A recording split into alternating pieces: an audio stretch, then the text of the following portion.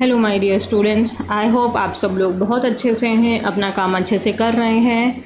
और आज की क्लास में हम लोग अपनी वोकैबलरी को आगे करेंगे और वोकैब में हम लोग ए वोकैबलरी कर रहे हैं। ऑलरेडी हमने इसके कई सारे पार्ट अपलोड किए हुए हैं। देखो, वोकैबलरी करना बहुत ज़रूरी है। आप डेली में कम करो, लाइक 10 करो, 5 करो, बट उसको बहुत अच्छे से यूज़ करो और उसको अच्छे से आप डेली लाइफ में यूज़ करो, because vocabulary plays a very important role. So now let's start the class. और आज की क्लास में हमें, आप जानते ही हैं, हम लोग जब अल्फ़ाबेटिकल ऑर्डर में करते हैं तो हम सिर्फ 10 ही शब्द एक दिन में लेते हैं। तो आज ए को ही आगे करेंगे। और पहला शब्द है हमारा अपेरेंट। अपेरेंट की स्पेलिंग लर्न कर लो, APPARENT। अपेरेंट का मतलब होता है स्पष्ट रूप से, एकदम क्लियर, वो चीज़ आपको कंप्लीटली समझ में आ रही है कि हाँ ये तो ऐसा है। लाइक किसी के चेहरे को देखते ही आप बता सकते हैं कि वो खुश है कि दुख है। सो यू कैन से, जैसे मैंने यहाँ पे कहा है कि उसकी खुशी सबके सामने स्पष्ट थी, मीन्स हर happiness was apparent to everyone.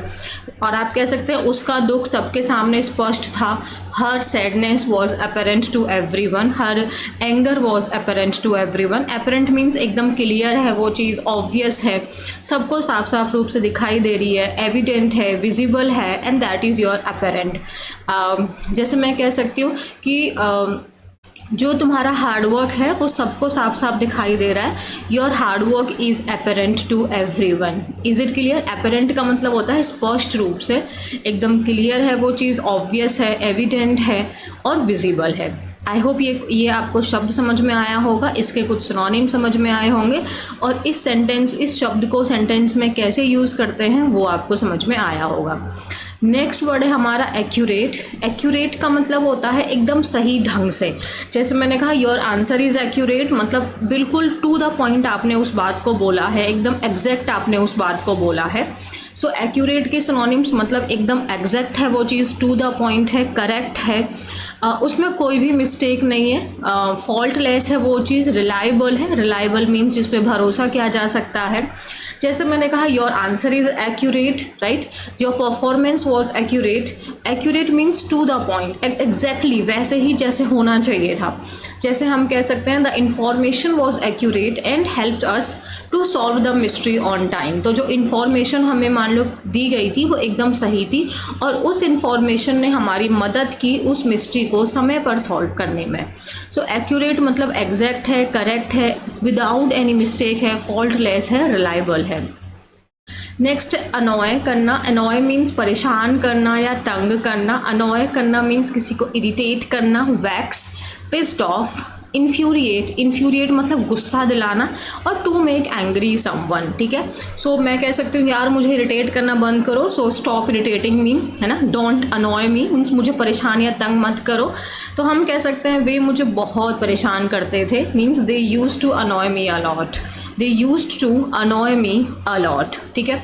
वे मुझे बहुत परेशान करते थे, so they used to annoy me a lot.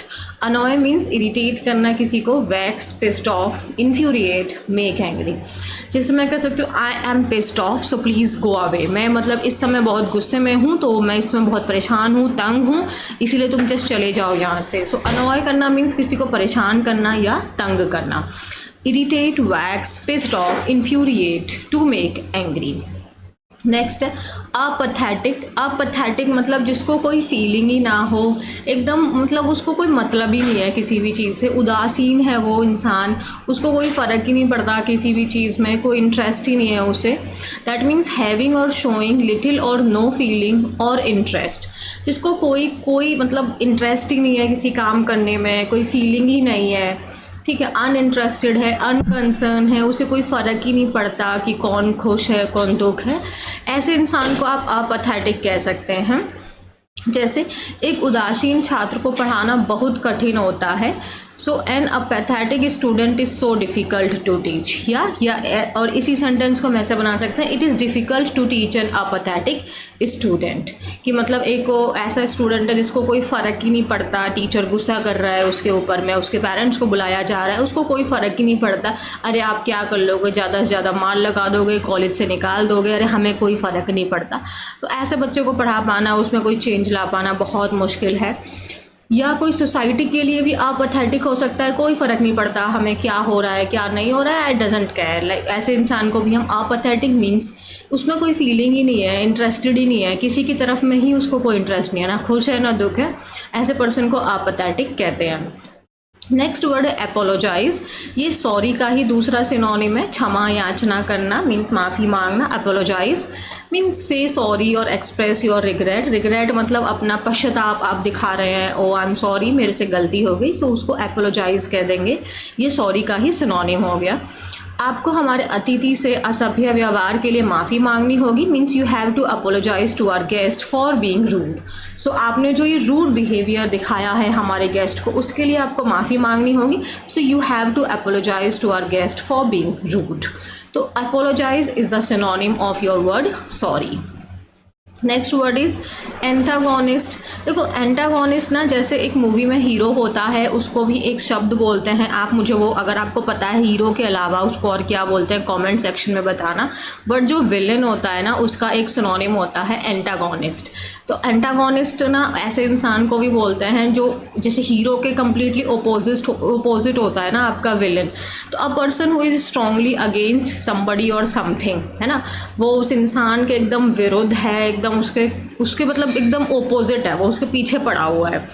जैसे ओपोनेंट है, एनिमी है, तो उसको एंटागोनिस्ट। या अगर आपका कोई जैसे कोई सिचुएशन है उसको हम प्रतिकूल कह सकते हैं कि वो आपके फेवर में नहीं है ना, दैट इज़ नॉट योर, वो आपके एडवांटेज नहीं दे रही है, आपको डिसएडवांटेजियस है, उसको भी हम एंटागोनिस्ट कह सकते हैं। सो विलन को भी हम एंटागोनिस्ट कहते हैं। यू कैन से जैसे कि आर माधवन ने फिल्म शैतान में जैसे प्रतिपक्षी यानी विलन की भूमिका निभाई थी। So R Madhavan played the role of antagonist in the movie Shaitan. So I am sure you all know the word villain. Now you can use antagonist, like you can ask oh who is the antagonist of this movie, कि मतलब इस movie में villain कौन है। Is it clear? The next word is anti feminist. अच्छा, feminist का मतलब होता है जब ना ऐसा डिमांड किया जाता है जहाँ पे महिलाओं को भी इक्वल अधिकार दिया जाए, उसको हम फेमिनिस्ट कहते हैं। यहाँ पे ना प्राचीन नहीं आएगा, इस शब्द को हिंदी में काट दो इसको, ये महिला विरोधी हो जाता है। एंटी फेमिनिस्ट का मतलब होता है जब आप ना इस चीज़ के अगेंस्ट है कि नहीं, महिलाओं को इक्वल अधिकार नहीं मिलने चाहिए, उनको इक्वल राइट्स नहीं मिलने चाहिए। जैसे कि one who is oppose to feminism, जो महिलाओं के इक्वल अधिकार के खिलाफ होता है उसको एंटी फेमिनिस्ट कहते हैं, यानी उसे मिसोजनिस्ट भी कह सकते हैं। मिसोजनिस्ट का मतलब होता है जो महिलाओं से नफरत करता है, और एंटी फेमिनिस्ट का मतलब हो जाता है कि आपको ऐसा मानना है कि नहीं, महिलाओं को ये इक्वल मैन के बराबर अधिकार नहीं मिलना चाहिए। ऐसे लोगों को एंटी फेमिनिस्ट कहते हैं। जैसे मेरे शब्दों का गलत अर्थ ना निकालें, मैं नारी विरोधी नहीं हूँ, तो इसका यहाँ पे प्राचीन नहीं आएगा, यहाँ पे नारी विरोधी आएगा। जैसे डोंट मिस इंटरप्रेट, अब गलत मतलब निकालना मीन्स मिस इंटरप्रेट करना। So don't miss interpret my words, I am not an anti feminist. Anti feminist मतलब मैं महिला विरोधी नहीं हूँ, मैं सिर्फ एक अपनी बात रख रहा हूँ। So please don't miss interpret my words. Is it clear? The next word is avocation. Avocation का मतलब होता है जब हम कोई काम अपने शौक़ के लिए करते हैं, अपनी हॉबी के लिए करते हैं, और वो हमारा प्रोफेशन नहीं है, हमें उस काम को करने में मज़ा आता है, वो हमारी हॉबी है। Means one who does something for his or her pleasure and enjoyment, that means your hobby. इस इट के लिए जैसे मैंने कहा मेरा पसंदीदा शौक़ जो है वो किताबें पढ़ना है। So my favourite avocation is reading books. अच्छा, आप मुझे बताएंगे if you know the meaning of vocation, vocation का क्या मीनिंग होता है, that thing you will have to tell me in the comment section. Okay, and the next word is amazed. Amazed का मतलब होता है सरप्राइज्ड, एकदम आश्चर्यचकित हो जाना। To be very surprised, shocked and stern, एकदम आश्चर्यचकित हो गए, आपको ऐसा लगा ओ माय गॉड ये कैसे हो गया, that means you are amazed. जैसे कि जब मुझे पता चला कि मेरा चयन हो गया है, मीन्स मेरा सिलेक्शन हो गया, तो मैं आश्चर्यचकित रह गया। I was amazed when I got to know that I am selected. I was amazed when I got to know that I am selected. Amazed means एकदम सरप्राइज्ड होना, शॉक्ड होना, स्टर्न्ड होना। नेक्स्ट वर्ड क्या है हमारा, Acme. Acme का मतलब acne नहीं है, ये एक्ने जो पिंपल्स होते हैं ये एक्मे है। एक्मे का मतलब होता है जैसे हमारे जो ना सबसे ऊंची, जो जिसको चरम सीमा हम कह सकते हैं, जैसे पीक है जो सबसे ऊंची चोटी है, हाईएस्ट पॉइंट है, समिट है, एपेक्स है, क्लाइमैक्स, पिनेकल, मीन्स किसी भी चीज़ का एकदम चरम सीमा, उसका एकदम हाईएस्ट पॉइंट, उसको हम एक्मे कहते हैं।